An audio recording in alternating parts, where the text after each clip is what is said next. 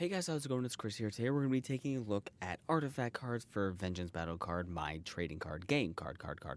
I have to do that at the beginning of every video now, and I'm going to be annoyed at myself when I hear it in the future.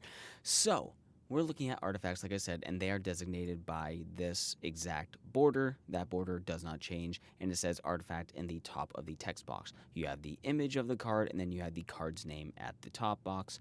And as you can see, there are two types of artifacts. They're both labeled as artifacts, but one says relic, one says spiritual. How these cards work, if you watch the ally video, this goes in your support zone just like that. It works very much the same. They are kinship cards. They're very similar to each other. And again, they work much the same. They have like the same rulings as ally cards. So if you want more context for that, go watch that video as well. But I'm going to quickly go over it here. So we're going to go ahead and look at this again. So the support zone is a general term that refers to both ally zones and artifact zones, as I've just talked about here. Ally zones can only have allies in them, and the same goes for artifact zones. However, there is one zone on the field that's labeled as both ally and artifact. That zone can be used as a third zone for either card type, which is right here in the middle. So you can have either up to 3 artifacts and 2 allies, or up to 3 allies and 2 artifacts on the field.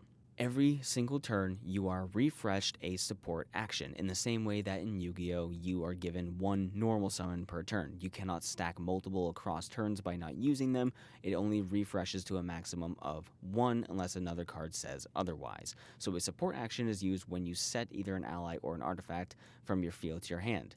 So you can't set an artifact and an ally in the same turn. They work very much the same. You can only set 1 of them per turn. So one thing you can do with ally and artifact cards is you can recall them from the field, just like you can do with counter cards. However, with ally cards, you recall them from the field back to the main deck. They get placed on the bottom. Artifact cards get recalled and sent to the discard zone. So if you do need to recall them for any reason, if you needed to make room for another card, if you're like, well, the card I have in my hand is better, I already have 2 of these on the field, but I really need to get this third one instead, or I've already used up this effect, or this effect doesn't really apply very well in this matchup to the opponent's fighter, whatever reason, you can be like, all right, I'm going to get rid of this card, and I'm going to throw it away to place a new card in its place. Unlike ally cards where you're like, oh, I have 2 ally cards, but I need to get this other one on the field, or I have 3 on the field, or whatever have you, and I have maxed out, I need to get it on the field. I'm going to recall it using my support action, and that goes back to the deck. So if you're going to remove it from the field and replace it, that is your support action.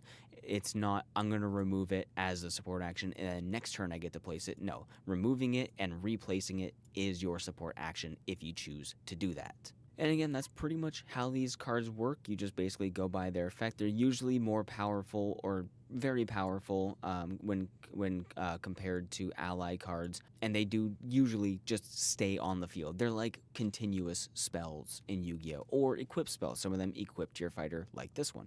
So, anyways, that's about it for artifact cards. If you liked it, if you enjoyed, leave a like, subscribe, and I'll see you in the next one.